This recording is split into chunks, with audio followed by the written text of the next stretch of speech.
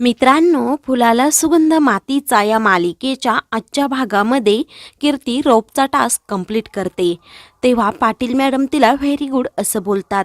तर पहिल्या रँकमध्ये संजय, दुसऱ्या रँकमध्ये राहुल असतो, तर तिसऱ्या रँकमध्ये कीर्ती आलेली असते. पाटील मॅडम आणि विनायक सरांना खूप आनंद झालेला असतो. नंतर संजय आपल्या रूममध्ये येतो आणि स्वतःशीच बोलत असतो की मी माझे वीक पॉईंट्स नोट करेल आणि त्यांनाच माझी ताकद बनवेल, कारण बेस्ट कॅडेटची ट्रॉफी मलाच मिळायला पाहिजे. दुसरीकडे जिजी अक्का दरवाजाजवळ जान्हवीची वाट पाहत असतात. तेवढ्यातच शुभम तेथे येतो आणि विचारतो, एवढा उशीर झाला आहे, तू एवढा वेळ जागी का राहतेस? तेव्हा जिजी अक्का सांगतात, जान्हवी तिकडे गेली आहे. मी तिला सांगितलं होतं की 10च्या आत घरामध्ये यायचं, परंतु अजून तिचा पत्ता नाही.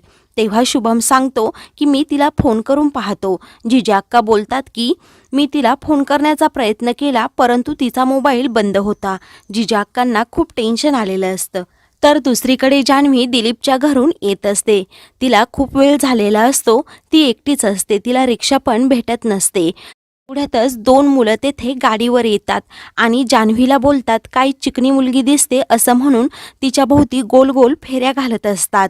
त्यानंतर ते दोघेही गाडीवरून खाली उतरतात आणि जान्हवीचा हातच पकडून ठेवतात. जान्हवी खूप घाबरते आणि रडायला लागते. तेव्हा ती स्वतःचा बचाव करण्याचा प्रयत्न करत असते. ती पळत असते, परंतु ती मुले तिला पकडून ठेवतात. तेवढ्यातच तेथे एक गाडी येऊन थांबते. तिच्यातून एक महिला खाली उतरते आणि त्या मुलांची चांगलीच धुलाई करते. त्यांना काठ्यांनी मार देते. तेव्हा ते दोघेही धूम ठोकतात. जान्हवीला थोडं बरं वाटतं. जान्हवी तिला थँक्यू बोलते. तेव्हा कविता जान्हवीला सांगते की आपला बचाव आपणच केला पाहिजे, आपण नेहमी स्ट्रॉंग असलं पाहिजे. जान्हवी बोलते, मी तुम्हाला कुठेतरी पाहिल्यासारखं वाटत आहे. आपली अगोदर ओळख होती का? तेव्हा कविताही बोलते, मला पण असं वाटतंय आपल्या दोघींची नक्की काहीतरी ओळख आहे. तेव्हा जान्हवी तिला विचारते, तू कविताच का? तेव्हा कविता हो बोलते. जान्हवी सांगते, मी शुभम दादाची बहीण आहे. हे ऐकून कविताचा चेहरा पडतो. तेव्हा ती जान्हवीला बोलते, चल मी तुला घरी सोडते. जान्हवी त्यासाठी नकार देत असते, परंतु कविता बोलते की तुला मध्येच पुन्हा कोणी त्रास दिला तर? जान्हवीचा नाईलाज होतो. तेव्हा कविता गाडीत बसते, तर जान्हवी मनात विचार करते, ही कविता ऐनवेळी शुभमदादा आणि तिच्या लग्नातून पळून गेली होती. जिजी अक्कांना जर ती घरी आली हे समजलं तर खूप त्रास होईल. दुसरीकडे जिजी अक्का आणि शुभम खूपच काळजीत असतात. शुभम बोलत असतो, मी नाक्यावर जाऊन पाहू का जान्हवी आली की नाही? तेव्हा जिजी अक्का हो बोलतात. शुभम जायला निघतो. तेवढ्यातच जान्हवी घरी येते. जान्हवीला पाहून जिजी अक्कांना खूप राग येतो, कारण खूप वेळ झालेला असतो. जान्हवी जिजी अक्कांची माफी मागते. तर शुभम जान्हवीला विचारतो, तुझ्याबरोबर दिलीपराव होते, मग का नाही आले? जान्हवी सांगते, मीच त्यांना सांगितलं की मी माझी एकटी जाईल. जान्हवी दोघांनाही सांगते की रस्त्यामध्ये दोन गुंड माझ्या पाठीमागे लागले होते. हे ऐकून जिजी अक्का आणि शुभमला खूप मोठा धक्का बसतो. दोघेही घाबरतात. शुभम जान्हवीची काळजी करतो. जान्हवी सांगते, एका मुलीने मला वाचवलं होतं. तेव्हा जिजी अक्का बोलतात, अगं मग तिला घरी का नाही आणलं? तेव्हा जान्हवी सांगते, हो आणलं आहे, परंतु ती बाहेरच उभी राहिली आहे. तेव्हा जान्हवी कविताला आवाज देते. तेव्हा कविता घरात येते. कविताला पाहून शुभम जिजी अक्कांना खूप मोठा धक्का बसतो. तेव्हा ती त्या दोघांजवळ येते. जिजी अक्कांना लग्नातील सर्व प्रकार आठवत असतो की कविताच्या बाबांनी लग्नाच्या दिवशी सांगितलेलं असतं. कविताला कमी शिकलेला नवरा नको होता, म्हणून ती जास्त शिकलेल्या मुलाबरोबर पळून गेली, कारण तिचं लग्न शुभम बरोबर होणार होतं. जिजी अक्कांचा कविताला पाहून खूप राग अनावर होतो. शुभम तर कविताकडे पाहतच राहतो. जिजी अक्का रागातच बोलत असतात, मदत केली म्हणजे हिने काय उपकार केले नाही, आणि या पोरीचं तोंड मला पुन्हा पाहावं लागेल असं कधी वाटलं पण नव्हतं. जिजी अक्का कविताची चांगलीच खरडपट्टी काढत असतात. कविता सांगत असते की माझ्या मनात इथे येण्याचं काही नव्हतं, मला माहीत पण नव्हतं की ती जान्हवी आहे. जिजी अक्का बोलतात, बरं झालं तुला आमच्याबद्दल काहीच माहीत नाही. जिजी अक्का कविताचा खूपच अपमान करत असतात, परंतु कविता शांत असते. शुभम जिजी अक्कांना समजावतो, झालं गेलं ते विसरून जा, जुन्या गोष्टी उगीच उकरून काढत बसू नको. जिजी अक्का बोलतात, काही डाग आयुष्यभर जात नाहीत. तेव्हा जिजा अक्का अजून तिच्या जवळ जातात आणि तिच्यावर खूप रागवत बोलतात, तुला माझा शुभम कमी शिकलेला वाटला का? तेव्हा कविता शांतपणे सांगत असते, मला तेव्हा जे वाटलं तेव्हा मी केलं, कारण मला तुम्हाला त्रास देण्याचा कोणताच काही हेतू नव्हता.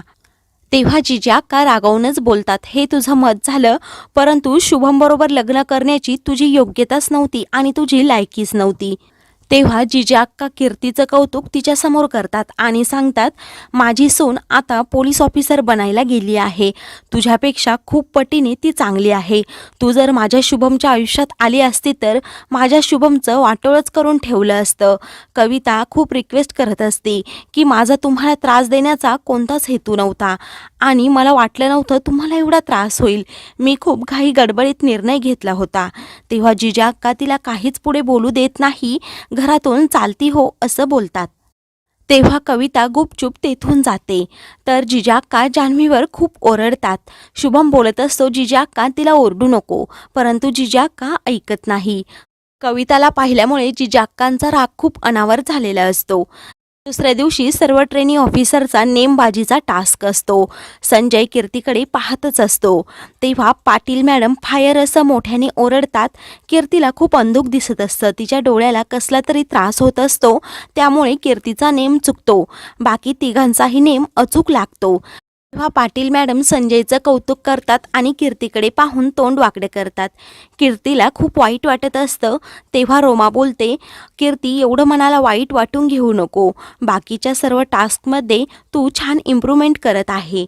तेव्हा कीर्ती हो बोलते आणि मनातल्या मनात विचार करत राहते की मला एका डोळ्याने अंधुक कसं काय अचानक दिसायला लागलं. तर इकडे सोनाली आणि जान्हवी भाजी निवडत असतात. तेव्हा जान्हवी सोनालीला बोलते की शुभमच्या आयुष्यात एवढं काही घडून गेलं ते मला माहीतच नव्हतं. तेव्हा सोनाली शुभमच्या लग्नाबद्दल सर्व सांगू लागते की कशाप्रकारे कविता भर मांडवातून पळून गेली होती. सोनालीचं हे बोलणं जिजा अक्कांच्या कानावर पडतं. जिजा अक्का तिच्यावर खूप संतापतात, तर शुभमला खूप वाईट वाटत असतं. जिजा अक्का बोलतात, यापुढे त्या मुलीचा विषय अजिबात घरात काढायचा नाही. तर सोनाली तोंड गप ठेवते. तेवढ्यातच शुभमला कीर्तीचा फोन येतो. तेव्हा कीर्ती तिच्या टास्कबद्दल सांगत असते आणि मी खूप छान प्रगती करत आहे असंही बोलते. तेव्हा शुभम खूप खुश होतो. तेव्हा ती सांगते, आमचा झेंडा शेवटच्या नंबरवरून दुसऱ्या नंबरवर पण आला आहे. मात्र शुभमला कीर्तीचं खूप कौतुक वाटतं आणि खूप प्रयत्न करायला सांगतो. तेव्हा जान्हवी आणि सोनाली कीर्तीची विचारपूस शुभमकडे करतात.